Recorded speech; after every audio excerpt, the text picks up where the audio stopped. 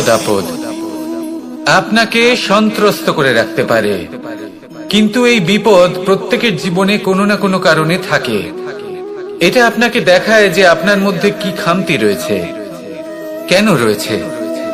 এই বিপদ হলো সেই মাধ্যম যার দ্বারা আপনি নিজের দুর্বলতাকে নিজের শক্তিতে পরিবর্তন করতে পারেন। একটা ফুলের দিকে তাকান।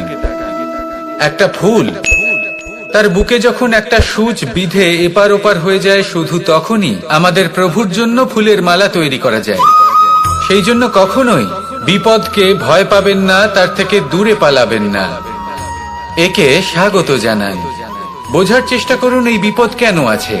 যদি বিপদকে বুঝতে পারেন তবেই জীবনকে বুঝতে পারবেন। যদি জীবনকে বুঝতে পারেন তবে এই বিপদকে সম্পদে পরিণত করতে পারবেন। আসুন আর আমার সাথে ভালোবেসে বলুন, রাধা রাধা।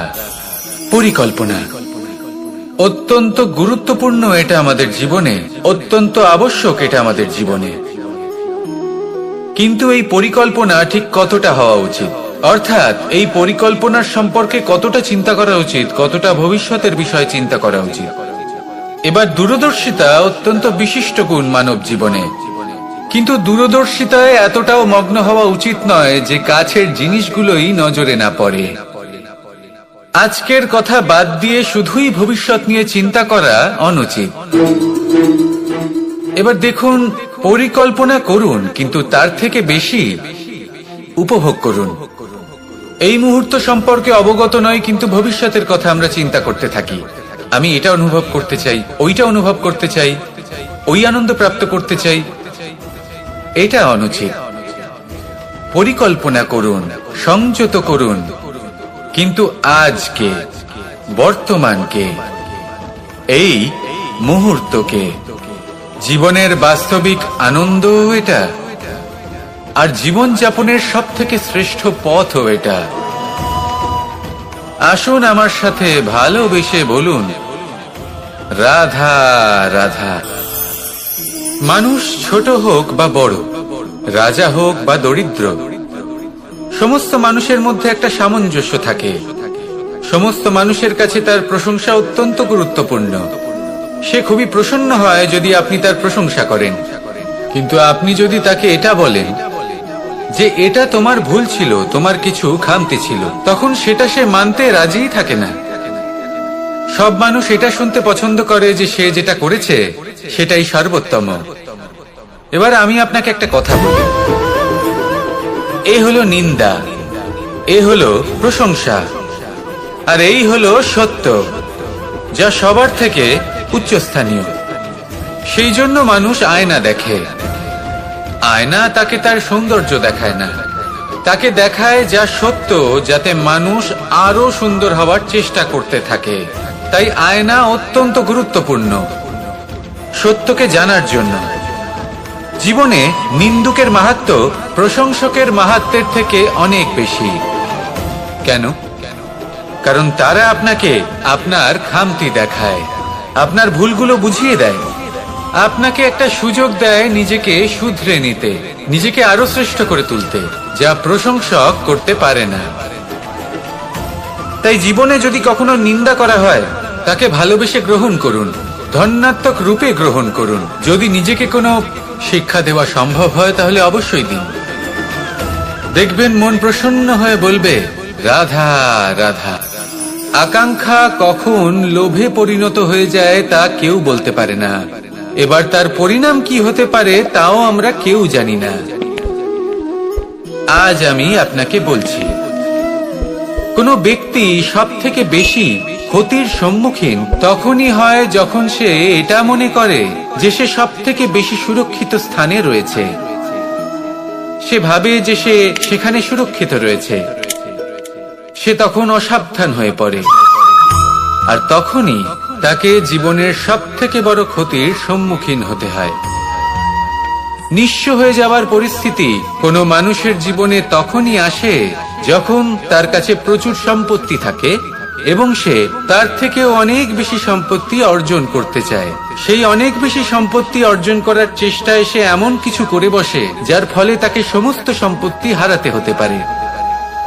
একজন রচনাকার নিজেই নিজের প্রতিভা একদম শেষ করে দিতে পারে যখন সে অনেকগুলো কাজ নিজের কাঁধে নিয়ে নেয়। একটা গুরুত্বপূর্ণ কথা সবসময় মনে রাখবেন, আজ আপনি যেখানেই থাকুন না কেন, যেমনই যে কোনো স্থানেই থাকুন না কেন, এর পেছনে আপনার আকাঙ্ক্ষার একটা বিশাল ভূমিকা রয়েছে। কিন্তু মনে রাখবেন, আপনাকে শিখতে হবে যে কখন আর কিভাবে নিজের উচ্চাকাঙ্ক্ষাগুলিকে লাগাম পরাতে হবে, কারণ এটা অত্যন্ত আবশ্যক। তাই আসুন আর আমার সাথে ভালোবেসে বলুন, রাধা রাধা। মানুষ কতটা বিচিত্র হতে পারে, সব সময় স্বপ্ন দেখতে থাকে যে কাল আমি এটা করব, কাল আমি ওটা শুরু করব, কাল আমি ওটা সম্পন্ন করব। এই যে কাল শব্দটা, এই কাল অত্যন্ত বিচিত্র এক শব্দ। আমরা সবসময় এটাকে আসতে দেখতে পাই, কিন্তু এটা আসাতে বর্তমানে পরিণত হয়।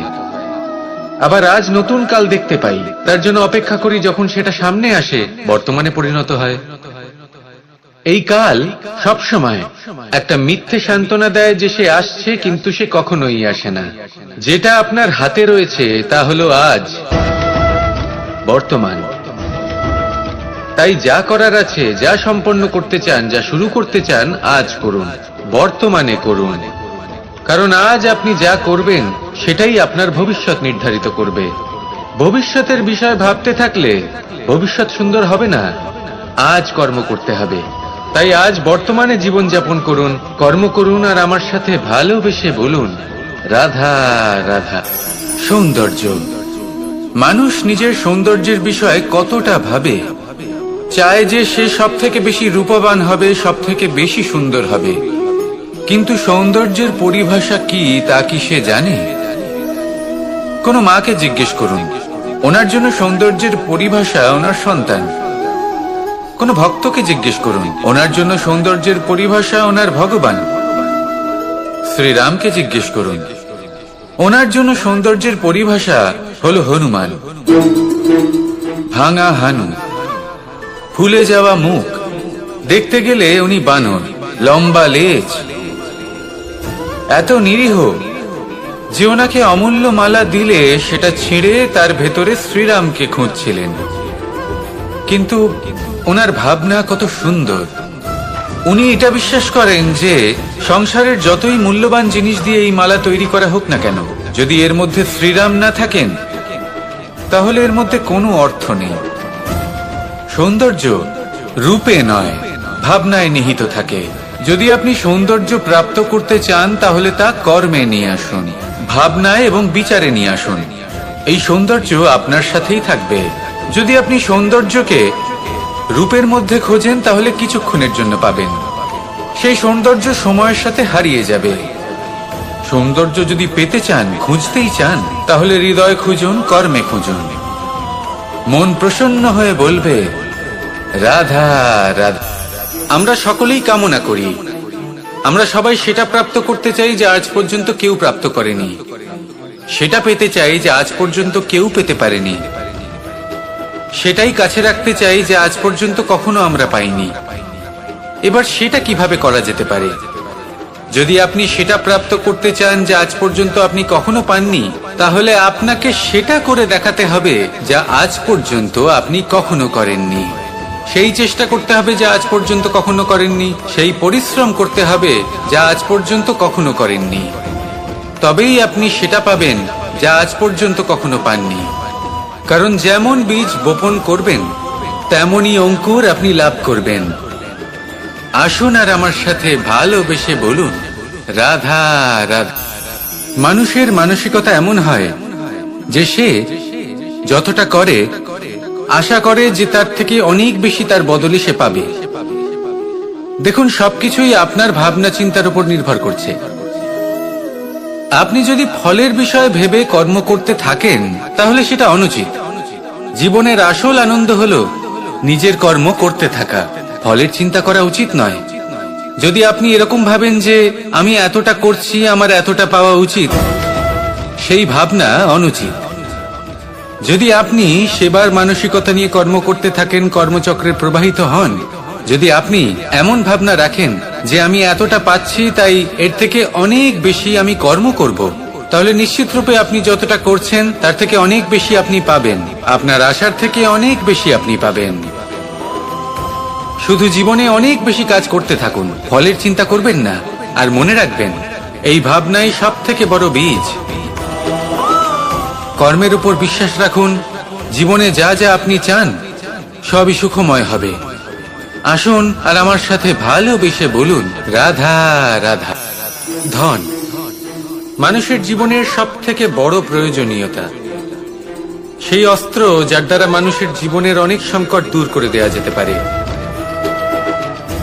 সেই মাধ্যম যার দ্বারা সংসারের সমস্ত জাগতিক সুখ স্বাচ্ছন্দ্য লাভ করা যেতে পারে। কিন্তু ধনের দ্বারা আমরা সবকিছু লাভ করতে পারি না। জাগতিক স্বাচ্ছন্দ্য আমরা লাভ করতে পারি, কিন্তু সুখ লাভ করতে পারবো না।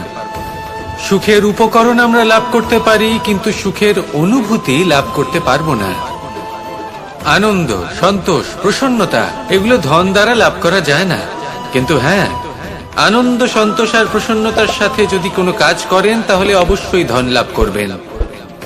তাহলে আসুন আর এই প্রসন্নতার সাথে বলুন, রাধা রাধা। মানুষের জীবনে সবসময় কিছু না কিছু ঘটে চলেছে। কখনো ভালো কিছু ঘটে, আবার কখনো দুর্ঘটনা ঘটে। এবার যখনই কোনো দুর্ঘটনা ঘটে, মানুষ ঈশ্বরের কাছে প্রার্থনা করে যে, হে ঈশ্বর, আমাকে রক্ষা করুন, এই বিপদ থেকে আমাকে উদ্ধার করুন। বা সে সেই সমস্ত দোষ চাপিয়ে দেয় নিজের প্রারব্ধ, নিজের ভাগ্যের ওপর।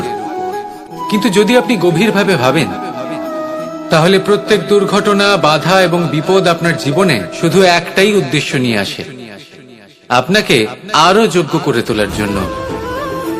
যদি আপনাদের একটা উদাহরণ দিই, বর্ষার ঋতুতে যখন প্রচন্ড মাত্রায় বৃষ্টি পড়ে, ছাদ থেকে জল পড়তে থাকে, তখন আপনি নিশ্চিত করে নেন, স্থির করে নেন যে এবার আমি এই ছাদকে নতুন করে বানিয়ে তুলব, আরো শক্তিশালী বানিয়ে তুলব, আরো দৃঢ় বানাবো।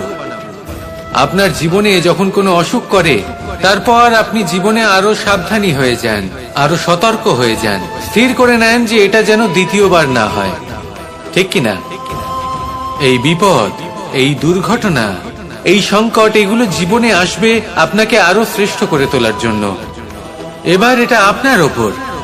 আপনি একে ভাগ্যের পরিহাস বলে মনে করবেন, নাকি ঈশ্বরের সংকেত মনে করবেন, যিনি আপনাকে আরো শ্রেষ্ঠ করে তুলতে চান। সিদ্ধান্ত আপনারই। আসুন আর আমার সাথে ভালোবেসে বলুন, রাধা রাধা। সংসারে দুই ধরনের পথ হয়, উচিত পথ আর অনুচিত পথ। একটা শুভর দিকে নিয়ে যায় আর একটা অশুভর দিকে নিয়ে যায়। অনেক সময় অজ্ঞানতাবশত জীবনে আমরা সেই পথ নির্বাচন করে নিই যা আসলে অনুচিত। তারপর নিজেকে আশ্বস্ত করে ফেলি যে এই পথেই চলতে হবে, এখান থেকে ফেরার পথ নেই। কিন্তু যদি সত্যি বলি, তাহলে এটা শুধুই আপনার ভ্রম। আপনার মধ্যে শুধুমাত্র একটু দৃঢ়তার অভাব আছে, তা জাগ্রত করুন আর বাড়িয়ে তুলুন। আপনি দেখবেন এই সংসারে এমন কোনো পথ নেই যেখান থেকে ফিরে আসা সম্ভব নয়। এমন কোনো মানসিকতা নেই যা বদলানো সম্ভব নয়। যদি আজ এই মুহূর্তে আপনার মনে হয়ে থাকে যে আপনি কোনো অনুচিত পথে আছেন আর আপনি কোনো শুভ পথে যেতে চান, তাহলে ওখান থেকে ঘুরুন আর ফিরে আসুন, আবার সেই মোড়ে ফিরে আসুন আর সেই পথ নির্বাচন করুন যা আপনার জন্য শুভ। একটু সময় অবশ্যই লাগবে, কিন্তু নিশ্চিত রূপে আপনার উদ্দেশ্য এবং আপনার গন্তব্য এই দুই অনেক শ্রেষ্ঠ হয়ে উঠবে। তাহলে আসুন আর আমার সাথে ভালোবেসে বলুন, রাধা রাধা। কোনো গাছের গায়ে লেগে থাকা ফলকে দেখুন, সে কতটা সুখী অনুভব করে, কতটা সুরক্ষিত অনুভব করে। তার যে খাবারের প্রয়োজন পড়ে তা সে গাছের শিকড় থেকে পেয়ে যায়। গাছের শাখা, ডাল তাকে সাহায্য করে থাকে, পাতা তাকে আশ্রয় দেয়, ওকে ছায়া প্রদান করে। কিন্তু সেই ফল যদি ওখানেই থাকে, তাহলে কি হবে? উচিত হবে না। ওই ফলকে ছেড়ে পড়ে যেতে হবে, মাটিতে পড়তে হবে, সেটা ফেটে যেতে হবে, নিজের বীজকে মাটির নিচের অন্ধকারে পৌঁছে দিতে হবে। তারপর সে রূপ পাল্টাবে আর এক অঙ্কুরে রূপান্তরিত হবে। অঙ্কুর যা বৃক্ষে রূপান্তরিত হবে, বৃক্ষ যা অনেক ফলকে জন্ম দেবে। সেইভাবেই আপনি জীবনে যদি মহান কিছু করতে চান, শ্রেষ্ঠ কোনো কাজ করতে চান, তাহলে আপনাকে সুরক্ষা ক্ষেত্র থেকে বেরিয়ে আসতেই হবে আর কর্ম করতে হবে। দেখুন, সোনাকেও কুন্দন হবার জন্য তপ্ত হতে হয়, আপনাকেও মহান হবার জন্য কর্ম তো করতেই হবে। তাই কর্ম করুন, মহান হয়ে উঠুন, আর আমার সাথে ভালোবেসে বলুন, রাধা রাধা। কখনো কোনো চাতক পাখিকে দেখেছেন? কথায় আছে যে বছরে মাত্র একবার সে তার তৃষ্ণা মিটিয়ে থাকে, আর তাও আকাশে ভেসে থাকা মেঘের দ্বারা ঘটানো বৃষ্টির জলের ফোঁটা থেকে। আর কোথাও থেকে সে তার তৃষ্ণা পূরণ করে না। সারা বছর সে নিদারুণ গরম সহ্য করে, তীব্র শীতও সহ্য করে, শুধু এই আশা নিয়ে যে বছরে একবার অন্তত সেই মেঘের ঘন ঘটা হবে, বৃষ্টি হবে, আর সে তার তৃষ্ণা নিবারণ করবে। এটা আসলে কি? এটা আসলে বিশ্বাস। সেই বিশ্বাস যে বছরে একবার সেই মেঘ আসবে তৃষ্ণা নিবারণ করতে। যেমন দেখুন, একটা সূর্যমুখী ফুল সারা রাত অন্ধকারের সাথে যুদ্ধ করে, কারণ তার বিশ্বাস যে ভোরবেলায় সূর্য তাকে অবশ্যই দর্শন দেবেন। সেটাও বিশ্বাস ছিল যার উপর ভরসা করে মনু একটা নৌকা নিয়ে বেরিয়ে পড়েছিলেন এবং সমস্ত সৃষ্টিকে প্রলয়ের হাত থেকে বাঁচিয়েছিলেন। সেটাও ছিল ভালোবাসার প্রতি বিশ্বাস, যার উপর ভরসা করে বানর এবং ভাল্লুক সেনা নিয়ে শ্রীরাম আক্রমণ করেছিলেন সমস্ত বরদানপ্রাপ্ত অসুরগণ এবং রাক্ষসগণের লঙ্কায় এবং জয় লাভ করেছিলেন। এই বিশ্বাসই হল এই বিশ্বের আশা। বিশ্বাস রাখুন যে আপনি হলেন সর্বশ্রেষ্ঠ এবং শুধুই নিজের কর্ম করতে থাকুন। এই বিশ্বাসের আশাই আপনাকে প্রতি মুহূর্তে বল প্রদান করবে। এ হলো আমার বিশ্বাস। আসুন আর আমার সাথে ভালোবেসে বলুন, রাধা রাধা। ভোজন। এই সংসারে যেই হোক না কেন, কোনো মানুষ হোক, কোনো প্রাণী হোক, কোনো কীট হোক বা কোনো বনস্পতি হোক, প্রত্যেকের জন্য ভোজন অতি আবশ্যক। কারণ ভোজন থেকেই শক্তি পাওয়া যায়, আর সেই শক্তি দিয়েই সংসারের, আমাদের জীবনের সমস্ত কার্য করা যায়। এবার এমন এক ধরনের শক্তি হয় যা শীতের ঋতুতে সূর্য থেকে আমরা পেয়ে থাকি, আর আরেক ধরনের উত্তাপ হয় যা দিয়ে ভোজন রান্না করা হয়, সুস্বাদু নানান ধরনের ভোজন। এবার অত্যন্ত গুরুত্বপূর্ণ হলো যে ব্যক্তি সেই ভোজন বানাচ্ছেন তার মানসিক পরিস্থিতি এবং সেই ব্যক্তি যিনি ভোজন গ্রহণ করছেন তার মানসিক অবস্থা। যখনই আপনি ভোজন বানাচ্ছেন তখন ভালোবাসার সাথে কাজটা করুন, ধন্যাত্মক ভাব নিয়ে, সৎ ভাবনার সাথে। কারণ আপনার এই মানসিক স্থিতি শক্তির আকারে সেই খাদ্যের সাথে মিলে মিশে যায়। আর যখনই আপনি ভোজন গ্রহণ করছেন তখন সদ্ভাবনার সাথে, প্রসন্নতার সাথে গ্রহণ করুন, ধন্যাত্মক ভাব নিয়ে। যদি আপনি প্রসন্নতার সাথে রান্না করেন, প্রসন্নতার সাথে খাদ্য গ্রহণ করেন, তাহলে আপনি প্রসন্নই থাকবেন, আর মন সুপ্রসন্ন হয়েই বলবে, রাধা রাধা। সংসারের বিভিন্ন ক্ষেত্রে আপনি অনেক কিছুই দেখতে পাবেন। যে কোনো খেলা, কোনো নাটক দেখতে পাবেন, কেউ কোনো খেলা খেলছে তা দেখতে পাবেন, আর দর্শকগণ এই দেখে অত্যন্ত আনন্দ লাভ করেন, হাততালি দিতে থাকেন, প্রশংসা করতে থাকেন, নিজের অন্তরের উৎসাহ প্রকাশ করতে থাকেন। কি দেখে করেন? সেই সমস্ত খেলোয়াড়দের দেখে করেন যারা এই খেলাটা খেলছে, তাই না? কিন্তু অনেক সময় সেই খেলোয়াড়রা সেই খেলার আনন্দ উপভোগ করতে পারেন না, কারণ ওনারা চাপা পড়ে যান তাদের কামনার চাপে। জয় লাভ করার কামনা, প্রথম স্থান লাভ করার ইচ্ছে, প্রতিযোগিতায় সব থেকে এগিয়ে থাকার ইচ্ছে তাদেরকে এই খেলা উপভোগ করতেই দেয় না। সেই জন্য কখনো কখনো এই খেলোয়াড়দের থেকে অনেক বেশি আনন্দ উপভোগ করেন দর্শকগণ, যেখানে এই খেলাটা কিন্তু খেলছেন খেলোয়াড়রাই। আমি এটা বলছি না যে এই ইচ্ছে, এই আকাঙ্ক্ষা অনুচিত না, কিন্তু তার সাথে সেই খেলা, সেই কর্মের আনন্দ উপভোগ করাও অত্যন্ত গুরুত্বপূর্ণ। তাই সেটা উপভোগ করুন। যে উৎসাহ আপনি উপভোগ করছেন তা যাপন করা অত্যন্ত গুরুত্বপূর্ণ। দেখুন, সত্যি বলতে এটা কিন্তু আপনার অধিকারও বটে। আপনি যে কর্ম করছেন তার ফল তো আপনি অবশ্যই পাবেন। সেটা যখন আপনি পাচ্ছেন তখন আপনার তা উপভোগ করা উচিত। সেটাই করুন। জীবনে সফলতা এবং অসফলতা এরা আসা যাওয়া করতে থাকে। যখন সাফল্য আসবে তখন তা উপভোগ করুন, যখন অসফলতা আসবে তখন তার থেকে শিক্ষা লাভ করুন। সাফল্য আপনার কাছে আবার ফিরে আসবে। আর এই মন, আপনি তো জানেন, এই মন প্রসন্ন হয়ে বলবে রাধা রাধা। ব্যায়াম, এই শব্দ আমরা সকলে শুনেছি, আর এটা সারা জীবন আমাদের সাথেই থাকে কোনো না কোনো রূপে। যখন আমরা জন্মগ্রহণ করি, চলতে শিখি, প্রথমে আমরা হামাগুড়ি দিয়ে চলি, পরে চলতে চেষ্টা করি কিন্তু পড়ে যাই। তখন আমাদের বাড়ির গুরুজনেরা আমাদের আটকান না।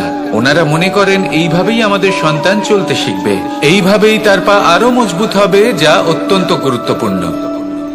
এইবার জীবনকালে যতই আমরা এগোতে থাকি, এই ব্যায়াম বিভিন্ন রূপে আমাদের সাথেই থাকে। কিন্তু আপনি কি জানেন যে এই ব্যায়ামের তাৎপর্য আসলে কি? আপনি কি জানেন এই ব্যায়ামের মর্ম আসলে কি? যখনই আমরা এই ব্যায়াম করি, আমাদের শরীরের মাংসপেশি ক্ষয় হয়। প্রথমে তা ক্ষয় হয়, তারপর আবার তা নির্মিত হয়। আরো শ্রেষ্ঠ, আরো শক্তিশালী মাংসপেশি আমরা লাভ করি। অর্থাৎ এই ব্যায়াম হলো সৃজনের বিজ্ঞান। এই ব্যায়াম আমাদের জন্য অত্যন্ত আবশ্যক। সেই জন্য জীবনে যখনই কোনো কিছু নষ্ট হয়ে যায়, চলে যায়, তখন হতাশ হয়ে পড়বেন না, তাকে পুনর্নির্মাণ করার চেষ্টা করবেন। আর এই শিক্ষা আমরা লাভ করি পাখিদের থেকে। যখনই বর্ষা হয়, ঝড় আসে, যখন পাখির বাসা ভেঙে চুরমার হয়ে যায়, তারা হার মেনে নেয় না। সে আবার অল্প অল্প করে সব খুঁজে একত্রিত করে আবার নিজের বাসা বানিয়ে তোলে। পুনরায় এক জীবনকে জন্ম দেয়, এক নতুন পরিবারকে জন্ম দেয়। তাই মনে রাখবেন, জীবনে এইভাবেই যদি আপনি নির্মাণ করতে চান, সৃজন করতে চান, তাহলে সেই নির্মাণের জন্য ভাঙনের অভিজ্ঞতা থাকা অত্যন্ত আবশ্যক। ভগ্ন বস্তুকেও সম্মান করা অত্যন্ত আবশ্যক। এই আচরণ মনে নিয়ে আসুন। মন প্রসন্ন হয়ে বলবে রাধা রাধা। মানুষ যখন কোনো শক্তি লাভ করে তখন সে নিজেকে বলশালী মনে করে।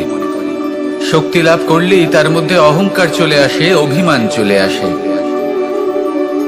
তার কারণ হলো সে একটা সহজ কথা বুঝতেই পারে না। এই সব যা হচ্ছে সময়ের জন্য হচ্ছে। সময়ের থেকে বেশি বলশালী আর কেউ নেই। এই সময়ের জন্যই রাবণ ভক্তি দ্বারা কৈলাস পর্বত তুলে নিয়েছিলেন। আবার সেই সময়ের জন্যই, সেই কারণেই রাবণকে বধ হতে হলো। তার সাথে সাথে রাক্ষস কুলও ধ্বংস হয়েছিল এবং লঙ্কাও ভস্ম হয়ে গেছিল। দেখতে গেলে জন্ম থেকে মৃত্যু পর্যন্ত এই যে সময়, সেটাই হলো জীবন। কিন্তু তার মধ্যেও যা সময় আসে কোনো কারণেই আসে। সেই সময় আমরা যাপন করে কিছু শিখতে পারি। তাই আজ যে সময় আপনার হাতের কাছে আছে, তাকে মুষ্টিবদ্ধ করে রাখুন, তাকে সামলে রাখুন, তাকে সংযত করে রাখুন। অনুভব করুন, তার থেকে কিছু শিখুন, তাকে কোনোভাবেই ব্যর্থ হতে দেবেন না।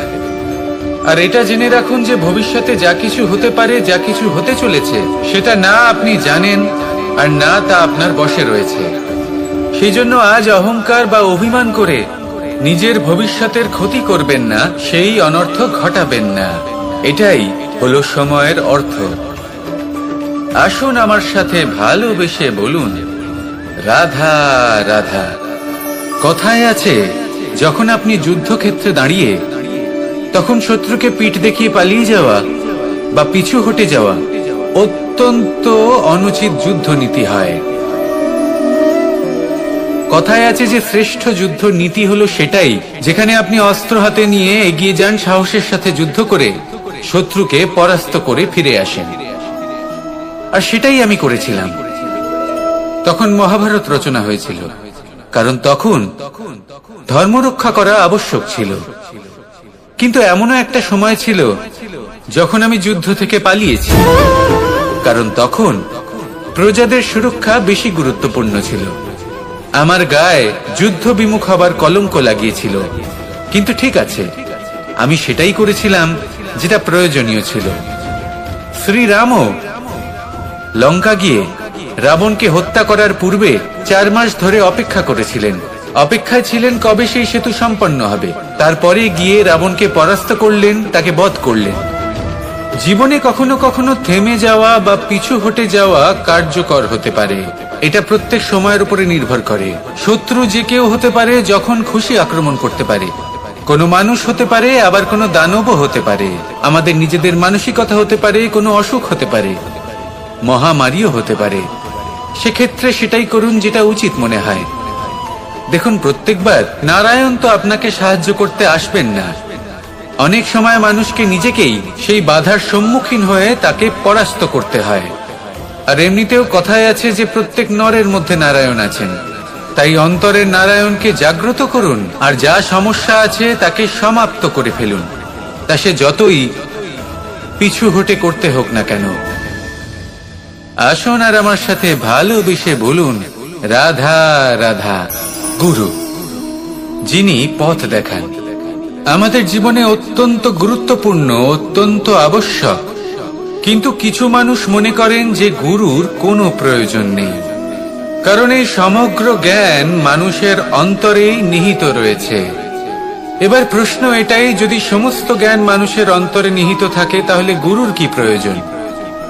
আর যারা আজ পর্যন্ত গুরুকে মেনে এসেছেন, তারা কি অনুচিত করেছেন? এর উত্তর আমি আপনাকে দেব একটা উদাহরণ দ্বারা। একটা কাঠ যা জ্বলনশীল, জ্বলনের ঊর্জা তার অন্তরে নিহিত রয়েছে, কিন্তু তার জ্বলনের জন্য বাইরে থেকে একটা অনুঘটকের প্রয়োজন হয়। এই অনুঘটকই হলেন আপনার গুরু। উত্তাপ যা একটা কাঠকে জ্বালাতে পারে, সেই উত্তাপ হলো গুরুর প্রচেষ্টা। যদি সেই গুরুই না থাকে, তার প্রচেষ্টাই না থাকে, তাহলে সেই সমস্ত জ্ঞান যা মানুষের অন্তরে নিহিত, তা ব্যর্থ হয়ে যাবে। যদি আপনার সাথে আপনার গুরু থাকেন, আপনার পথ প্রদর্শন করেন, আপনার অন্তরের জ্ঞানকে বাইরে নিয়ে আসতে পারেন, তাহলে তাকে সম্মান করুন। আর আমার সাথে ভালোবেসে বলুন, রাধা রাধা। মানুষ সত্যের সাথে অবগত হবার জন্য ব্যাকুল হয়ে থাকে, চিরকাল চেষ্টা করতে থাকে। জন্ম থেকেই তার মনে এই ইচ্ছে জাগ্রত হয় সত্যিটা কি সেটা জানতে। এবার এই ইচ্ছে, এটা পূর্ণ কিভাবে করা যেতে পারে? কারণ মনে হয় যে জ্ঞান অর্জন করলেই এই ইচ্ছে পূর্ণ হতে পারে। তাই কেউ কেউ জ্ঞানের পেছনে ছুটতে থাকেন। কেউ এটা ভাবেন যে এই ইচ্ছে পূর্ণ করা যেতে পারে ধন আর শক্তির দ্বারা, তাই তারা ধন আর শক্তি প্রাপ্ত করতে চান। কেউ আবার ভাবেন যে অন্তরের মন্থন দ্বারা এটা সম্ভব হতে পারে। এবার এটাও সত্যি যে মন্থন করলে অমৃত লাভও সম্ভব হতে পারে, কিন্তু তার জন্য এই মন্থন করার জন্য একটা উচিত দিকে অগ্রসর হওয়া প্রয়োজনীয়। উচিত সংযমের দ্বারা সামনে এগোতে হবে, আর কোনো আশা না করে সামনে এগিয়ে যেতে হবে, তবেই এটা সম্ভব হতে পারে। একটা বাদ্যযন্ত্রের কথা ভেবে দেখা যাক। তার থেকে সুর তখনই নির্গত হয় যখন তার তারগুলি ঠিক করে বাঁধা হয়। যদি বেশি বেঁধে ফেলা হয়, তাহলে তার ছিঁড়ে যেতে পারে, আর যদি ঢিলে থেকে যায়, তাহলে তার থেকে উচিত সুর নির্গত হবে না। একটা অত্যন্ত গুরুত্বপূর্ণ কথা মনে রাখবেন, সত্যকে লাভ করার প্রাথমিক আধার হলো অনুশাসন। জীবনে এই অনুশাসন আনুন, সত্য আপনা আপনি আপনার কাছে চলে আসবে, আর এই মন প্রসন্ন হয়ে বলবে, রাধা।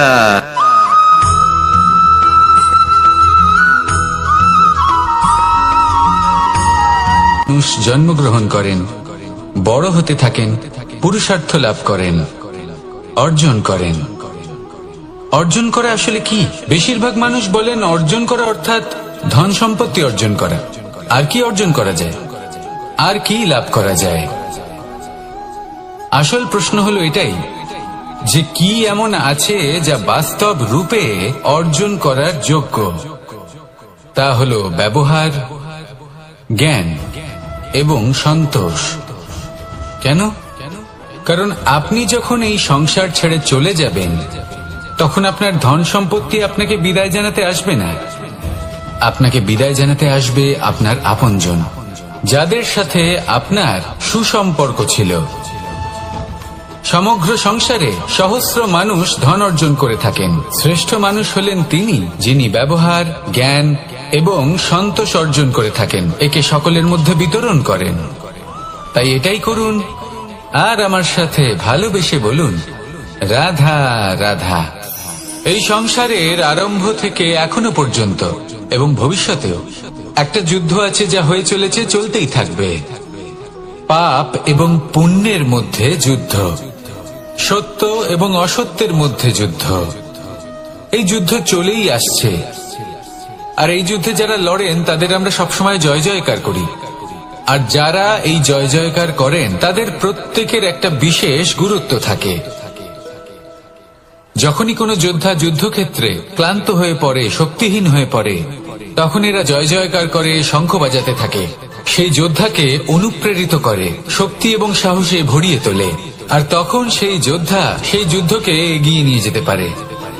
যখন শ্রীরাম লঙ্কা যাত্রা করার জন্য সেতু তৈরি করছিলেন, তখন একটা ছোট্ট মিষ্টি কাঠবিড়ালি নিজের মুখে মাটির টুকরো বয়ে নিয়ে গিয়ে তার সাধ্যমতো তাকে সাহায্য করছিল। শ্রীরাম দেখলেন এবং বললেন যে ও তো সবার মনোবল বৃদ্ধি করছে, সবাইকে প্রেরিত করছে। ও বলল যে আমি এত ছোট হয়েও যদি এই কাজ করতে পারি, তাহলে আপনারা সবাই কেন পারবেন না? এটাই হলো সেই সকলের মাহাত্ম্য, যারা জয় জয়কার করেন, অনুপ্রেরিত করেন, সাহস যোগান। ওনারা সেই ব্যক্তি যারা একজন যোদ্ধার মধ্যে যুদ্ধকে জয় করার শক্তি প্রদান করেন। আসুন আমার সাথে ভালোবেসে বলুন, রাধা রাধা। সংসারে আমাদের জীবনে যখন কোনো সুখ বা দুঃখ আসে, তার জন্য আমরা কাউকে না কাউকে অবশ্যই দায়ী করে থাকি, তাই না? এই ব্যক্তি আমাদের সাথে এরকম কাজ করেছেন, তাই আমার সাথে এমন হলো। ওই ব্যক্তি যদি এমনটা না করতেন, তাহলে আজ আমি ওই স্থানে পৌঁছতে পারতাম। সবই আপনার দৃষ্টিভঙ্গির ওপর নির্ভরশীল, আর যদি আপনার দৃষ্টিভঙ্গি এমন হয়, তাহলে তা অনুচিত। সত্যি কথা বলতে, এই সংসারে ভিন্ন ভিন্ন ধরনের মানুষ আছে। এটা আপনার উপর নির্ভর করছে কিভাবে তাদের স্বাগত জানাবেন। একবার ভাবুন, আমি আমার দুটো হাত সামনে নিয়ে এলাম, দুটো মুঠো খুলে দিলাম।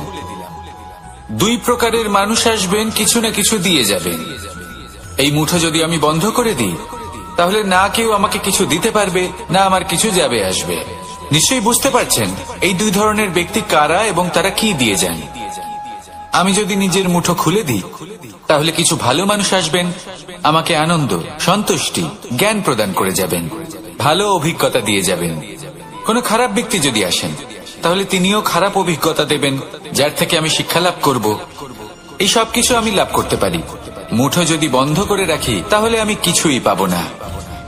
দেখুন, এই সংসারে প্রত্যেকের জীবনে এরকম, প্রত্যেকের জীবনে সবকিছুই আছে, ভালো খারাপ দুই মানুষই আছে, ভালো অভিজ্ঞতা আছে, খারাপ অভিজ্ঞতা আছে। নির্ভর করছে আপনার উপর যে আপনি কি করবেন, এনাদের স্বাগত কিভাবে জানাবেন, কার থেকে কি বুঝবেন, কি শিখতে পারবেন, আর কোন দৃষ্টিভঙ্গি নিয়ে অগ্রসর হবেন।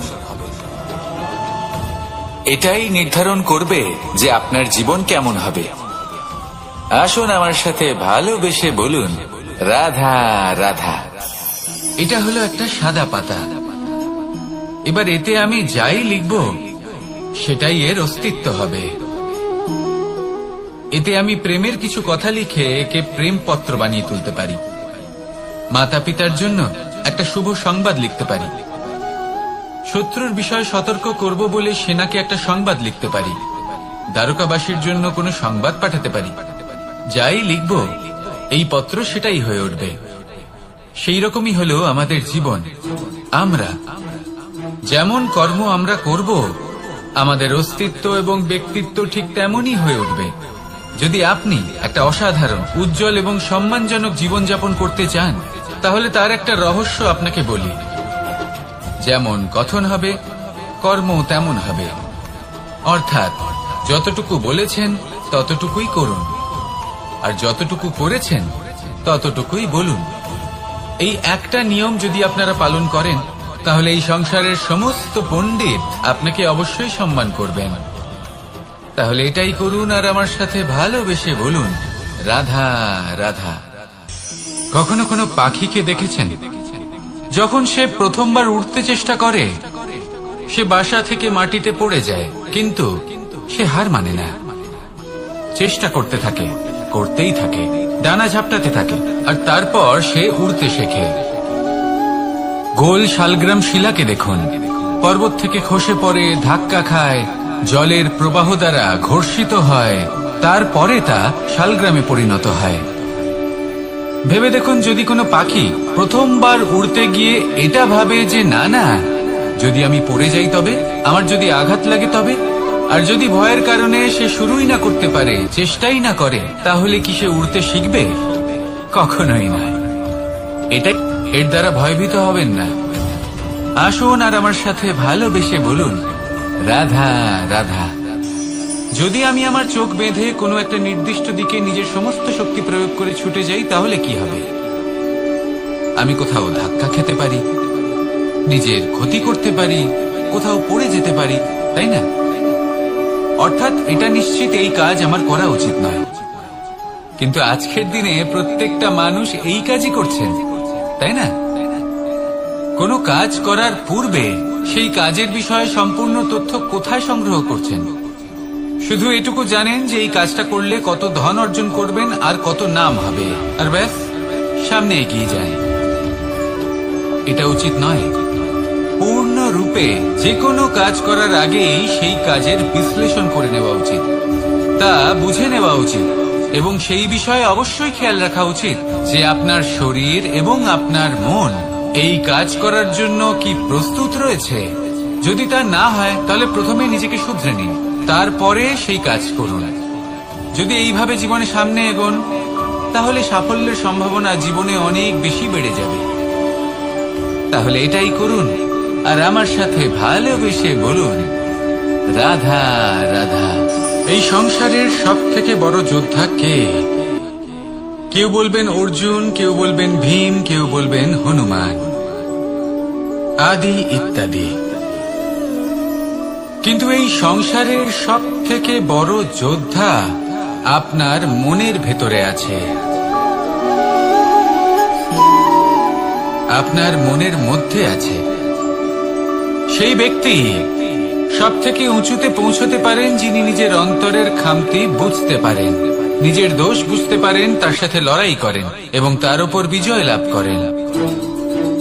যে ব্যক্তি এটা শিখতে পারেন, যে ব্যক্তি এটার উপর জয়লাভ করতে পারেন, তিনি হলেন সব থেকে বেশি শক্তিশালী, সব থেকে বেশি বীর এবং সব থেকে বেশি পরাক্রমী ব্যক্তি। আমরা সকলেই সংসারকে পাল্টাতে চাই। তার জন্য প্রথম পদক্ষেপ আপনাকে নিতে হবে, নিজেকে দোষমুক্ত করতে হবে। যদি মানুষ নিজের অন্তরের দোষ বুঝতে পারেন এবং নিজেকে দোষমুক্ত করতে পারেন, তাহলে এই সংসার নিজে থেকেই দোষমুক্ত হয়ে যাবে, তাই না? তাহলে নিজেকে দোষমুক্ত করুন আর আমার সাথে ভালোবেসে বলুন, রাধা রাধা। মানুষের জীবন সবসময় ন্যায় আর অন্যায়ের মাঝে ঘুরপাক খেতে থাকে। প্রত্যেক মানুষের মনে হয় কোথাও না কোথাও তার সাথে অন্যায় হচ্ছে। কেউ বলেন যে ভাগ্য আমার সাথে অন্যায় করেছে, কেউ আবার বলেন এই সংসার আমার সাথে অন্যায় করেছে। আর প্রত্যেকেই ন্যায় বিচার চাইতে বৈঠক দাবি করে বসেন। কখনো এই বিচার গৃহে যান, আবার কখনো ওই বিচার গৃহে। যদি সত্যি কথা বলি, এই সংসারের সব থেকে বড় বিচার গৃহ আপনার কাছেই রয়েছে, আপনার মন। আপনার মনই হলো সব থেকে বড় বিচার গৃহ। এ খুব ভালো করেই জানে কি শুদ্ধ আবার কি অশুদ্ধ, এর শুভ অশুভর জ্ঞান রয়েছে, সব জানে। দেখতে গেলে প্রত্যেকটা মানুষ যদি নিজের মনের কথা শোনেন, তাহলে তিনি ভালোভাবেই বুঝতে পারবেন তিনি কি উচিত করেছেন আর কি অনুচিত। দিনে একবার রাত্রের নিদ্রায় যাওয়ার পূর্বে নিজের সাথে বসুন, চোখ বন্ধ করুন আর বিচার করুন আজ আপনি কি উচিত করেছেন আর কি অনুচিত। আপনার মন সঠিক বিচার তখনই করে দেবে। আসুন আমার সাথে ভালোবেসে বলুন, রাধা রাধা। আপনি কখনো কোনো পাথরের বুক চিরে বয়ে চলা কোনো নদী দেখেছেন? পাথর নদীর সামনে নত হয়ে যায়, তাকে বাধা দিতে চেষ্টা করে কিন্তু কখনো বাধা দিতে পারে না। এই নদী হলো ততটাই শক্তিশালী, কিন্তু এর আরম্ভ কোথা থেকে হয়? দূরে কোথাও কোনো পর্বতের চূড়াতে এক বিন্দু জল ঝরে পড়ে আর তার সাথে হিম গলিয়ে দেয়। তারপর জলের শক্তি বৃদ্ধি পায়, তারপর অনেক বিপদের সম্মুখীন হয় আর অনেক ধরনের বাধা সে অতিক্রম করে। তার শক্তির এতটাই বৃদ্ধি হয় যে তাকে বাধা দেওয়া একেবারেই অসম্ভব ব্যাপার হয়ে যায়। দেখুন, নদী তো মহান বটেই, কিন্তু তাকে মহান করে তুলেছে কে? সেই সকল বিপদ যার থেকে ও কখনো পালায়নি। সেইভাবেই আমাদেরও বিপদ থেকে পালিয়ে গেলে হবে না, তার সম্মুখীন হতে হবে সাহসের সাথে, পূর্ণ শক্তি প্রয়োগ করে। তবেই আমরা শিখতে পারবো, তবেই আমরা সামনে এগোতে পারবো। যদি আপনি জীবনে কুন্দন হয়ে উঠতে চান, তাহলে জ্বলন সহ্য করতেই হবে। আসুন আমার সাথে ভালোবেসে বলুন, রাধা রাধা। এ হলো গোলাপ ফুল, একে আমরা সকলেই চিনি। সমগ্র সংসার ভালোবাসে এই পুষ্পকে। এই ফুল দেখতেও সুন্দর। সবথেকে বেশি গুরুত্বপূর্ণ কথা হলো এর সুগন্ধ, যা দূর দূরান্ত থেকে ব্যক্তিদেরকে আকৃষ্ট করে। এই সুন্দর পুষ্প একটু মন দিয়ে দেখলেই দেখা যায় এর নিচে কাঁটা রয়েছে। এই সংসার বলে, এ প্রকৃতির কেমন রচনা, এত কোমল পুষ্প, এটা কি তীক্ষ্ণ কাঁটা সহ প্রস্ফুটিত হয়? এটাই হলো জীবনের সত্য। আমাদের অন্তরের সদ্গুণ, সেগুলিও এই ফুলের মতোই সুন্দর। সংসারের সৌন্দর্য দেখতে পায়, এর সুগন্ধ চতুর্দিকে ছড়িয়ে পড়ে। কিন্তু এই সদ্গুণ জাগ্রত করে তোলার জন্য কঠোর পরিশ্রম করতে হয়, প্রতিনিয়ত চেষ্টা করে যেতে হয়। তাই জন্য যদি আপনি জানেন আপনার পথ উচিত কিন্তু তা কাঁটায় পরিপূর্ণ, তাহলে থামবেন না, চলতে থাকুন। একবার যদি অন্তরের সদ্গুণ জাগ্রত হয়, তাহলে এই সংসারের সৌন্দর্য দেখবে আর সুগন্ধে আকর্ষিত হয়ে আপনার কাছে আসবে। এই মন, এই জীবন প্রসন্ন হয়ে বলবে, রাধা রাধা। মোহনের বাঁশির এই সুর, এই সঙ্গীত কার না পছন্দ হয়? সবারই খুব ভালো লাগে। এবার এই সুর আসে কোথা থেকে? কেউ বলবেন কৃষ্ণের হৃদয় থেকে। সত্য কথা, এই সুর হৃদয় থেকে নির্গত হয় এবং প্রকট হয় এই বাঁশি থেকে। এই বাঁশিটাকে দেখুন, এই ছিদ্রগুলি দেখুন, প্রত্যেকটা সুর থেকে নিজস্ব একটা স্বর নির্গত হয়। এবার যে ব্যক্তি এই সমস্ত সুর এবং স্বর বুঝতে পারেন, এতে নিপুণ, তিনি এই বাঁশির দ্বারা যে সুর নির্গত করবেন তা তো মধুর অবশ্যই হবে। এবার জীবনের সাথেও কিছুটা এরকমই ঘটে। জীবনের কিছু নীতি থাকে, অর্থ, কুটুম্ব এবং আধ্যাত্মিক। যদি জীবনের প্রত্যেকটা মুহূর্ত সুখময় হয় এরকম আপনি চান, তাহলে এই তিনটি নীতিতে আপনাকে নিপুণ হতে হবে। কোনো একটি বিশেষ নীতির প্রতি যদি আপনি বেশি ঝুঁকে পড়েন, তাহলে বাকি দুই নীতি থেকে যা সুখ লাভ করা সম্ভব তা পারবেন না।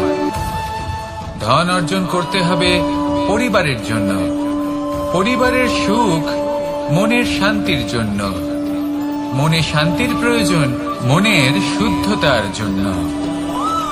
যখন এই মন শুদ্ধ হবে, জীবন শুদ্ধ হবে, পবিত্র হবে, সুন্দর হবে এবং ভালোবেসে বলবে, রাধা রাধা। জল, এ হলো জীবনের আধার, পঞ্চতত্ত্বের মধ্যে একটি, আর অত্যন্ত বিশেষ। এর থেকে অনেক বড় শিক্ষা পাওয়া যায়। এই জল, গন্তব্যের বিষয়ে এর স্পষ্ট ধারণা আছে। ও জানে ওর লক্ষ্য কি, আর প্রয়াস করে ততদূর সে পৌঁছেও যায়। এটি পর্বত থেকে বয়ে নিচে নেমে আসে, নদীর সাথে সমাহিত হয়ে তার সাথে বয়ে চলে, চিরসবুজ বনানী গড়ে তোলে, প্রাণীদের তৃষ্ণা নিবারণ করে, সামনে এগিয়ে চলে, মানুষের সাথে মিলিত হয়। যারা একে বাঁধের মধ্যে বেঁধে রাখতে চেষ্টা করে সে বন্দি দশাতেও থেকে যায়, মানুষের কল্যাণ করে। তারপর বাঁধ থেকে মুক্তি পেয়ে এগিয়ে চলে, কোথাও ধাক্কা খায়, কোথাও বাধা পড়ে, কোথাও যদি পথ খুঁজে না পায় তাহলে পথ খুঁজেই নেয়, আর যেখানে পথ থাকে না সেখানে পথ বানিয়ে নেয়, আর শেষ পর্যন্ত নিজের লক্ষ্যে পৌঁছেই যায়, অর্থাৎ সমুদ্রে গিয়ে সমাহিত হয়ে যায়। আমাদেরও কিছুটা এরকমই হয়ে উঠতে হবে। যেখানেই যাবেন সকলের কল্যাণ করুন, সামনে এগোন। আপনি কোথাও পড়ে গেলে, ধাক্কা খেলে আঘাত লাগবেই, উত্থান পতন লেগেই থাকে। সামনে এগোতে থাকুন। কোথাও পথ না পেলে তা খুঁজে নিন, কোথাও পথ না থাকলে তা বানিয়ে নিন। নিজের গন্তব্যের কথা সব সময় মনে রাখুন। শেষ পর্যন্ত নিজের মোক্ষ লাভ আপনি অবশ্যই করবেন। আর আমার সাথে ভালোবেসে বলুন, রাধা রাধা। জীবনের প্রত্যেক মুহূর্ত আমাদের কিছু না কিছু শিক্ষা দেয়, নির্ভর করছে আমাদের দৃষ্টিভঙ্গির ওপর। যেমন নদী হলো আমার অত্যন্ত প্রিয়, নদীতে ভ্রমণ করতে আমার খুব ভালো লাগে। কি বলেন? নদীতে সবসময় নতুন কিছু থাকে, ও পুরনো কিছুই নিয়ে বসে থাকে না, সবসময় প্রবাহমান, কখনো থামে না। ততক্ষণ থামে না যতক্ষণ না সাগরে গিয়ে সমাহিত হচ্ছে। ঠিক এইভাবেই আমাদেরও উচিত নিজের জীবন অতিবাহিত করা, নদীর মতো। প্রত্যেক মুহূর্ত নতুন, তাই সেইভাবেই জীবন যাপন করুন। পুরনো কিছুই একত্রিত করে রাখবেন না, বিগত স্মৃতির মাঝে নিজেকে হারিয়ে ফেলবেন না। এই যে বর্তমান, এই যে মুহূর্ত, সেটাই হলো সর্বশ্রেষ্ঠ। এর মাঝেই জীবন যাপন করুন, নদীর মতো প্রবাহমান হতে শিখুন। আপনি শিখে গেলে তাহলে মনে রাখবেন, আমার আপনার মাঝে বিচরণ করতে বড়ই ভালো লাগবে। যে ব্যক্তি আনন্দের সাথে জীবনের প্রত্যেকটা মুহূর্ত অতিবাহিত করে কোনো চিন্তা ছাড়াই, প্রবাহমান হয়, কখনোই থামে না, যতক্ষণ না মুক্তি লাভ করছেন, এমন ব্যক্তির মধ্যেই রাধাকৃষ্ণ বসবাস করেন। তাহলে আসুন আমার সাথে ভালোবেসে বলুন, রাধা। আরে সব থেকে গুরুত্বপূর্ণ তত্ত্ব কোনটা? প্রথম হলো সময়।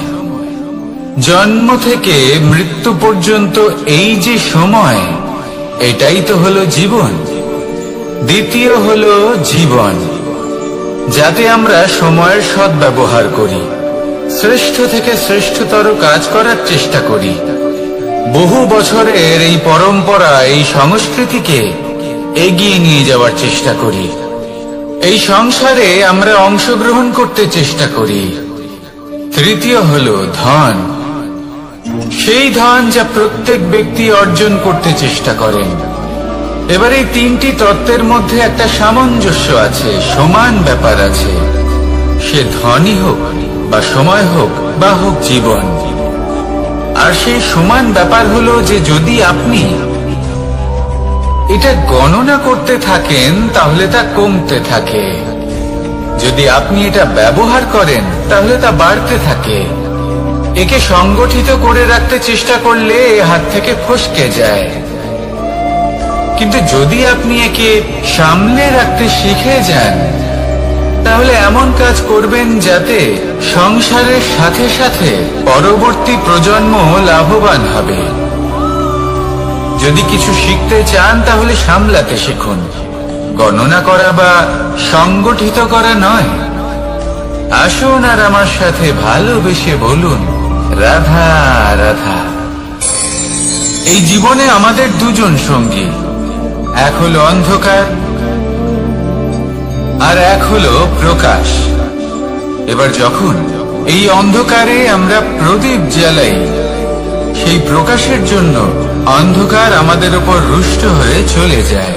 এবার যদি অন্ধকারকে খুশি করতে যাও তাহলে প্রকাশ আমাদের উপর রুষ্ট হয়ে চলে যায়। এ হলো ঠিক সেই পরিস্থিতি যে আমাদের দুই বন্ধু, তাদের মধ্যে সদ্ভাব নেই।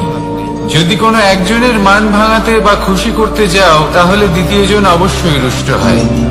সেই অবস্থায় আপনাকে বোঝদারের মতো কাজ করতে হবে, যে কখন কাকে সমর্থন করতে হবে, কখন কার সাথে চলতে হবে। যদি পারেন তাহলে সকলকে একসাথে নিয়ে চলবেন। যদি কোনো মানুষের মধ্যে বনিবনা না হয়, তাহলে তাদের মধ্যে সামঞ্জস্য বজায় রেখে সংসারের রীতিনীতির চক্র চালিত করা, এটাই তো হলো মনুষ্য জীবন। এবার এটা কিভাবে করা সম্ভব? শুধুমাত্র প্রেমের দ্বারা। তাহলে এইভাবেই সবাইকে প্রেমের দ্বারা বেঁধে রাখুন, আর আমার সাথে ভালোবেসে বলুন, রাধা রাধা। কিছু মানুষ বড়ই বিচিত্র হন, এমন ভাবে জীবনযাপন করেন যেন তাদের কোনোদিন মৃত্যুই হবে না। নিজেদের অহংকারের বশে একটা কথা ভুলে যান, যে যতই তারা নিঃশ্বাস নিচ্ছেন, যতই তারা জীবনযাপন করছেন, ততই তারা মৃত্যুর দিকে এগিয়ে চলেছেন। কারণ আমাদের এই জীবন তার নিঃশ্বাসের উপর নির্ভরশীল। নিঃশ্বাস চলছে মানে জীবন চলছে। নিঃশ্বাস যদি থেমে যায় তাহলে জীবনও থেমে যাবে। আমাদের জীবনের প্রদীপ যে কোনো মুহূর্তে নিভে যেতে পারে, আর কত সময় বাকি রয়েছে সেই বিষয়ে আমাদের কোনো ধারণাই নেই। তাই যে মুহূর্ত আমরা এখন যাপন করছি সেটার সদ্ব্যবহার করে নেওয়া যাক, কোনো শুভ কর্ম করে নেওয়া যাক, এমন কোনো কর্ম যার দ্বারা আমাদের ব্যক্তিত্বতে এমন এক চমক আসে যে আমাদের মৃত্যুর পরেও এই সংসার আমাদের চিরস্মরণীয় করে। কারণ একটা কথা ঠিক, মৃত্যু হলো একটা অটল সত্য, তাকে মেনে নিতেই হবে, স্মরণীয় করে রাখতেই হবে। যে সময় আছে তার সদ্ব্যবহার করুন, আর আমার সাথে ভালোবেসে বলুন, রাধা রাধা। এই সংসারের সব থেকে বড় সুখ কি? কেউ বলবেন নিজের লক্ষ্য প্রাপ্ত করা, কেউ বলবেন ধন উপার্জন করা, কেউ বলবেন নিদ্রাই সব থেকে বড় সুখ, কেউ বলবেন রাজ্য লাভ করা, আবার কেউ বলবেন মাতার হাত থেকে খাবার খাওয়া, আদি ইত্যাদি। কিন্তু যদি সত্যি কথা বলি, এই সংসারের সব থেকে বড় সুখ হলো সেবা করা। কখনো কাউকে সেবা করে দেখুন। এই সেবা দ্বারা অন্য কোনো মানুষের আশীর্বাদ লাভ করাতেই সুখ রয়েছে। আপনার সেবা ভাব দ্বারা যখন কোনো মানুষ নিজের অন্তরাত্মা থেকে আপনাকে আশীর্বাদ করে, তার থেকে বড় সুখ আর কিছুই নেই। কারণ প্রত্যেক মানুষের মধ্যে ঈশ্বর বাস করেন। নরের সেবাই হলো নারায়ণের সেবা। নিষ্কাম সেবা করাই হলো সব থেকে বড় সুখ। তাই নিজের অন্তরে সেবার এই ভাব জাগ্রত করুন। যে সুখের কথা আমি বলছি সেই সুখ অনুভব করেই দেখুন। এই মন সুপ্রসন্ন হয়ে বলবে, রাধা রাধা। মানুষের এই জীবন, মানুষ জন্ম নেয়, একটা নির্দিষ্ট সময়ের পরে এই সংসার ত্যাগ করে চলেও যায়। এবার শুধু এটাই আবশ্যক নয় যে এই জীবনকালকে আপনি যাপন করবেন, শুধু এটাই গুরুত্বপূর্ণ নয়। আবশ্যক এবং গুরুত্বপূর্ণ হলো এটা যে এই জীবনকালে আপনি এমন কিছু করেন যাতে এই সংসারের মঙ্গল হয়, যাতে এই সংসার আপনাকে মনে রাখে, আপনার থেকে প্রেরিত হয়, আপনার মতো হতে চায়। প্রত্যেক বছর আপনার জন্মতিথির অপেক্ষা করে, এমন ভাবে আপনার জন্মদিন পালন করে যাতে সেটা মহোৎসবের আকার ধারণ করে। এবার এই জন্মদিন এমনি এমনি মহোৎসবে পরিণত হয় না। তখন হয় না যখন কোনো ব্যক্তি রাজার রূপে বা কোনো গোয়ালার রূপে জন্মগ্রহণ করে। তখন পরিণত হয় যখন একজন মানুষ জন্মগ্রহণের পরে এই সংসারকে কোনো শিক্ষা দিয়ে যান। কিভাবে একজন মানুষ গোয়ালা থেকে রাজা হতে পারে, কিভাবে একজন মানুষ অসত্য থেকে সত্যের পথে চলতে শুরু করেন, অধর্ম থেকে ধর্মের পথে চালিত হতে পারেন, কিভাবে অন্ধকার থেকে প্রকাশের দিকে যেতে পারেন, কিভাবে নিজের আত্মাকে পরমাত্মার সাথে মিলিত করতে পারেন। তা সে রামনবমী হোক বা জন্মাষ্টমী হোক, তাদের জীবনের সাথে জড়িত প্রত্যেক মুহূর্ত একটা পরবের আকার ধারণ করে। তাহলে আপনিও এইভাবে নিজের জীবন যাপন করতে থাকুন। এই সংসারে শুধু ভালোবাসা বিতরণ করুন, কিছুটা এমন ভাবে বিতরণ করুন যাতে আপনি এই সংসার থেকে চলে যাওয়ার পরেও এই সংসারে আপনি শুধুই ভালোবাসা বিতরণ করতে পারেন। যদি আপনি এরকম করেন, সংসারকে প্রেরণা দেন, তাহলে আপনার জীবনও রাধা কৃষ্ণের প্রেমের মতোই অলৌকিক এবং দৈব হয়ে উঠবে। আসুন আর আমার সাথে ভালোবেসে বলুন, রাধা রাধা। আপনি এটা শুনে থাকবেন যে ছোট্ট একটা বালক সে ঈশ্বরের প্রতিরূপ হয়, কিন্তু এমন কেন বলা হয় তা কি আপনি কখনো ভেবে দেখেছেন? আমি আপনাকে বলছি, কোন একটা ছোট্ট বালককে দেখুন, সে কি করে? সকলকে সমান চোখে দেখে। ওর মনে না কোনো ছলনা রয়েছে, না কোনো কপটতা, না অহংকার রয়েছে, আর না কোনো বিষয় নিয়ে কোনো চিন্তা। সকলকে সে সমান চোখে দেখে আর নিজের মধ্যেই প্রসন্ন থাকে, সকল বিকার থেকে মুক্ত। এগুলোই তো সেই গুণ সেই বালকের মধ্যে, যা হলো ঈশ্বর স্বরূপ। এবার ভেবে দেখুন, যদি প্রত্যেকটা মানুষ এই ছোট বালকের মতো সেই সব গুণ নিজের মধ্যে জাগ্রত করে তোলে, তাহলে কি হবে? তারাও ঈশ্বর তুল্য হয়ে উঠবে। তাই আপনিও এটাই করুন, নিজের মনকে বিকার মুক্ত করুন সেই ছোট্ট বালকের মতো। মনের মধ্যে না কোনো চিন্তা রাখবেন, না মোহ, না ক্রোধ, না কোনো রকমের ছলনা বা কপটতা। সবাইকে সমান চোখে দেখুন আর নিজের মনেই প্রসন্ন থাকতে শিখুন। এই মন প্রেমময় হয়ে বলবে, রাধা রাধা। মানুষের জীবন বড়ই বিচিত্র হয়। যেই মুহূর্তে জন্ম নেয়, একটা প্রতিস্পর্ধায় প্রবেশ করতে থাকে। মানুষ জন্ম নেয় আর প্রতিস্পর্ধা শুরু হয়ে যায় ভাই এবং বোনের মধ্যে সর্বশ্রেষ্ঠ হবার, সবার থেকে এগিয়ে থাকার। তারপরে সে যায় গুরুকুলে, নিজের বন্ধুদের মধ্যে সর্বশ্রেষ্ঠ হওয়ার প্রতিস্পর্ধা শুরু হয়। এবার সেখান থেকে বাইরে বেরিয়ে সংসার জীবনে প্রবেশ করে ধন উপার্জনের প্রতিস্পর্ধা শুরু হয়।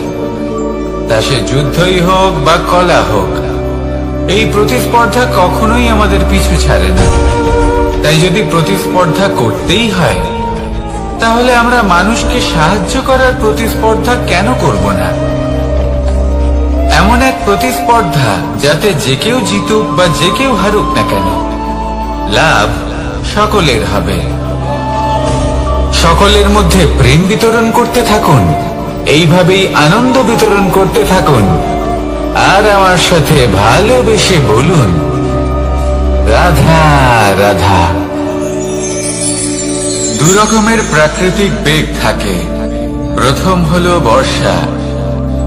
যখন এর বর্ষণ হয়, তখন মাটিকে শীতল করে নতুন ফসল ফলায়। আর দ্বিতীয় হয় পবন, যা আমাদের সর্বদা শ্বাসবায়ু প্রদান করে। অশান্ত এই মনকে শান্তি প্রদান করে, এই ক্লান্ত শরীরে স্ফূর্তি প্রদান করে। আমাদের জীবনে যত আবেগ আছে, তা হয় বর্ষার মতো হওয়া উচিত, নয় হওয়া উচিত পবনের মতো। ক্রোধ, মতভেদ, বিবাদ, এগুলো হওয়া উচিত বর্ষার মতো। অর্থাৎ কিছু সময় পরে যেন এরা নিজে থেকেই ছিন্ন ভিন্ন হয়ে চলে যায়। আর যদি পবনের মতো কোনো আবেগ থাকা উচিত, তা হলো প্রেম, যা সর্বদা শ্বাসবায়ু প্রদান করে, সবসময় সাথে থাকে। একে আমরা অনুভব করতে পারি না, কিন্তু এ আমাদের অনুভব করার জন্য প্রাণবায়ু প্রদান করে। আর যখন চক্রবাতের মতো সে ভয়ঙ্কর হয়ে ওঠে, তখন সমগ্র সংসার বদলে দেয়। এর সারমর্ম একটাই, শক্তি। মতভেদ, ক্রোধ, বিবাদের মধ্যে নেই। শক্তি যদি থাকে, তা আছে প্রেমের মধ্যে। তাই এই প্রেমকে মনের মধ্যে রাখুন আর আমার সাথে বলুন, রাধা রাধা। প্রত্যেকটা মানুষ আলাদা হয় আর অত্যন্ত বিশেষ হয়। প্রত্যেক মানুষ ভিন্ন ভিন্ন পরিবেশে পালিত হয়, বড় হয়। প্রত্যেকের নিজস্ব চিন্তা ভাবনা থাকে, নিজস্ব বিচারধারা থাকে। যখন অনেক ভিন্ন বিচারধারা একত্রিত হয়ে যায়, তখন শুরু হয় বিবাদ। এবার এই বিবাদের সময় আপনি দেখবেন, দুই ব্যক্তি যাদের মধ্যে এই বিবাদ হচ্ছে, সবসময় এটা প্রমাণ করতে চান যে তার সামনের ব্যক্তি এবং তার ভাবনা, তার বিচারধারা বা তার বক্তব্য হলো অনুচিত। এবার এটাই যদি প্রেম পূর্বক রূপে আপনি ভেবে দেখতে চেষ্টা করেন যে সামনের ব্যক্তিটির বক্তব্য, তার মানসিকতা আসলে কি, তাতে উচিত ঠিক কি, সেটা আমরা বুঝতে পারি। একদিকে হলো এই বিবাদ, যা আপনাকে সামনের ব্যক্তিটিকে অনুচিত প্রমাণ করতে বাধ্য করে, আর অন্যদিকে হলো প্রেম, যা সামনের ব্যক্তিটির যুক্তি বুঝতে সাহায্য করে, তাতে উচিত কি রয়েছে সেটা বুঝতে বাধ্য করে, তাকে মহান হয়ে ওঠার পথে অগ্রসর হতে বাধ্য করে। তাই এই বিবাদকে ত্যাগ করুন আর প্রেমকে আপন করে নিন, আর এই প্রেম ভাব নিয়ে বলুন, রাধা রাধা। এই সংসারে বড়ই বিচিত্র এক শব্দ আছে, মূল্য। এর প্রয়োগ আমরা জীবনেও করে থাকি, আবার ব্যবসাতেও করে থাকি।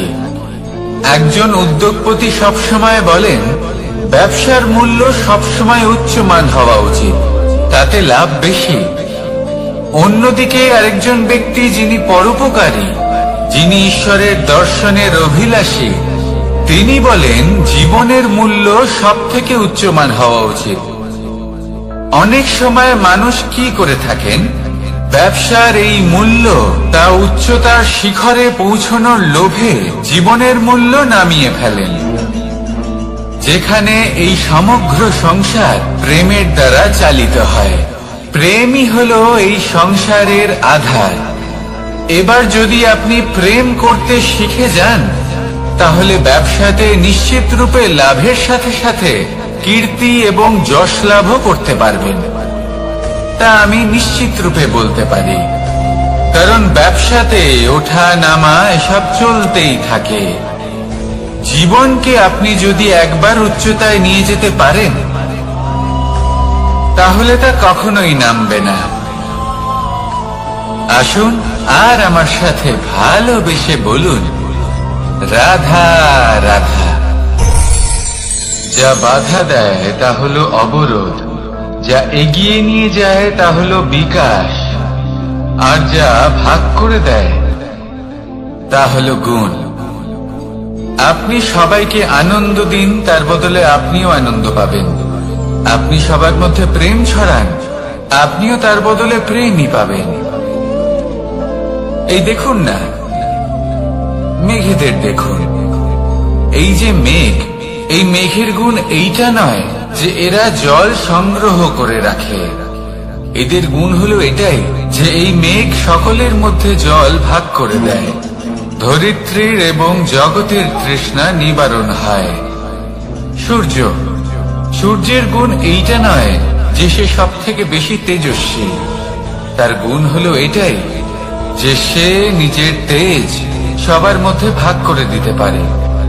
ঠিক সেইভাবেই জীবনে আনন্দ, উল্লাস, প্রেম এই সব কিছুই ভাগ করে নিতে শিখুন। এটাই হলো একটা গুণ, আর তার বদলে আপনি দ্বিগুণ আনন্দ, দ্বিগুণ উল্লাস, দ্বিগুণ প্রেম অবশ্যই পাবেন। যদি আপনি এই সবকিছু নিজের কাছেই জমিয়ে রাখেন, তাহলে আপনি নিজের বিকাশে নিজেই বাধা দেবেন। আসুন আর আমার সাথে ভালোবেসে বলুন, রাধা রাধা। আপনি কখনো মাখনের হাঁড়ি ভেঙেছেন? কত আনন্দ পাওয়া যায়। এই মাখনের হাঁড়ি ভাঙলে পুরো মাখন আমাদের গায়ে এসে পড়ে আর মন উচ্ছ্বসিত হয়ে ওঠে। কিন্তু তার জন্য বালগোপালদের কত চেষ্টা করতে হয় সেটা কখনো ভেবে দেখেছেন? প্রথমে বড়ই পরিশ্রম করে একের ওপর এক সাবধানে ওপরে চড়তে হয়। তারপরে ভারসাম্য বজায় রাখতে হয়, পড়ে গেলে হবে না। তারপর এই হাতের দ্বারা সেই মাখনের হাঁড়ি ভাঙতে হয়, তখন মাখন পড়ে। এবার এরকমই কিছু আমাদের জীবনে আমাদের সাথেও হয়। এবার আপনি বলবেন যে মাখনের হাঁড়ি ভাঙার এই প্রক্রিয়া, তার সাথে জীবনের কি সম্পর্ক থাকতে পারে? আসলে আমাদের মনের মাঝেও একটা হাঁড়ি রয়েছে, অহংকারের হাঁড়ি। আর এই অহংকারের হাঁড়ি যখন ভেঙে যায়, তখন প্রসন্ন হবার আনন্দ চতুর্দিকে ছড়িয়ে পড়ে। এই মন, এই আত্মা, এই দুই প্রসন্ন হয়ে যায়। কিন্তু তার জন্য আপনাদেরকেও বালগোপালের মতো চেষ্টা করে যেতেই হবে, ভারসাম্য বজায় রাখতেই হবে মনের মাঝে এবং এই বুদ্ধিতে, ভালো এবং মন্দের মধ্যে, লোভ এবং পরমার্থের মধ্যে। আর তারপর নিজে হাতে অহংকারের এই হাঁড়ি ভেঙে দিতে হয়। দেখুন, যদি ঈশ্বরের সঙ্গ লাভ করতে চান তাহলে অহংকারের এই হাঁড়ি ভাঙতেই হবে। আসুন আর আমার সাথে ভালোবেসে বলুন, রাধা রাধা। মুঠো হাতের শক্তি বেশি, মুঠো খুললেই তা দুর্বল। তা এমন কি থাকা উচিত এই বন্ধ মুঠোয় যা লাখের সমান? মানসিকতা এবং স্বপ্ন। মানুষ জন্মগ্রহণ করে, তার মানসিকতা সময়ের সাথে উন্নত হয়। মানসিকতা অনুযায়ী সে স্বপ্ন দেখে, আর সেই স্বপ্ন সার্থক করতে সে পরিশ্রম করতে থাকে। কিন্তু খুব গুরুত্বপূর্ণ একটা কথা আছে যা আপনার মনে রাখা উচিত। আপনার এই মানসিকতা, আপনার এই স্বপ্ন, তা যেন আপনার নিয়ন্ত্রণে থাকে। আপনার বন্ধ মুঠোয় যেন এর লাগাম থাকে, আপনি যেন এর প্রভু হন। যদি তা হয় তবেই আপনি লাভবান হবেন। যদি এরা আপনাকে নিয়ন্ত্রণ করতে থাকে, যদি আপনার মুঠো খুলে যায়, না পথ আপনার নিয়ন্ত্রণে থাকবে, না মানসিকতা থাকবে, না স্বপ্ন নিয়ন্ত্রণে থাকবে। আর যদি তাই হয় তাহলে আপনি আপনার ভবিষ্যৎ নষ্ট করে ফেলবেন। তাই নিয়ন্ত্রণ করতে শিখুন নিজের বিচার বুদ্ধি, নিজের মানসিকতা, নিজের স্বপ্নকে। নিজের এই স্বপ্ন পূরণ করুন আর আমার সাথে ভালোবেসে বলুন, রাধা রাধা। এই সংসারের সব থেকে কঠোর ধাতুর মধ্যে একটি হলো লোহা। লোহা দিয়ে আমরা অনেক অস্ত্র শস্ত্র লাভ করি, অনেক বস্তুও লাভ করি। এবার এই লোহাকে কাটার জন্য, একে কোনো আকার দেওয়ার জন্য কি প্রয়োগ করতে হয়? লোহা। এবার এই কথাটা আমরা সকলেই জানি যে লোহার দ্বারাই লোহাকে কাটতে হয়। এবার এই কথা আমি আপনাকে কেন বলছি? এরপরে খুব বড় একটা প্রশ্ন আসে যা খুব বড় শিক্ষা দিয়ে যায়। এটা কেন হয় যে আমরা একটা লোহা দিয়ে একটা লোহাতে আঘাত করছি, কিন্তু যে লোহা দ্বারা আঘাত করছি তার আকার বদলাচ্ছে না, যার উপর প্রহার করছি তার আকার বদলাচ্ছে? এতে পার্থক্যটা কোথায়? পার্থক্য হলো তাপমাত্রার। দেখুন, যে লোহাকে আমরা কাটতে চাই তার তাপমাত্রা বাড়াতে হয়, তাকে গরম করতে হয়। আর যে লোহা দ্বারা আমরা আঘাত করতে চলেছি সেই লোহা আমাদের ঠান্ডা রাখতে হয়। অর্থাৎ ঠান্ডা লোহা গরম লোহাকে কেটে দেয়। এবার এই শিক্ষা কি আমাদের জীবনে যথেষ্ট নয়? আমাদের জীবনে অনেক সমস্যা আসতে পারে, কিন্তু আমাদের এই বিষয়ে বিশেষ খেয়াল রাখতে হবে যে আমাদের মনকে আমরা যেন ঠান্ডা রাখি, এই মস্তিষ্ককে শান্ত রাখতে হবে। যদি আমরা ক্রোধ বা ঈর্ষার আগুনে জ্বলতে থাকি, বিদ্বেষের আগুনে জ্বলতে থাকি, তাহলে আমরাও সেই লোহার মতোই হয়ে যাব যার তাপমাত্রা অত্যন্ত বেশি। তখন যে কেউ এসে আমাদের বিচ্ছিন্ন করে চলে যাবে। মনে রাখবেন, যিনি যত বেশি স্থির বুদ্ধির অধিকারী, যিনি হলেন সব থেকে বেশি শান্ত, তিনি হলেন সব থেকে বেশি বলশালী। তাহলে শান্ত থাকুন আর আমার সাথে ভালোবেসে বলুন, রাধা রাধা।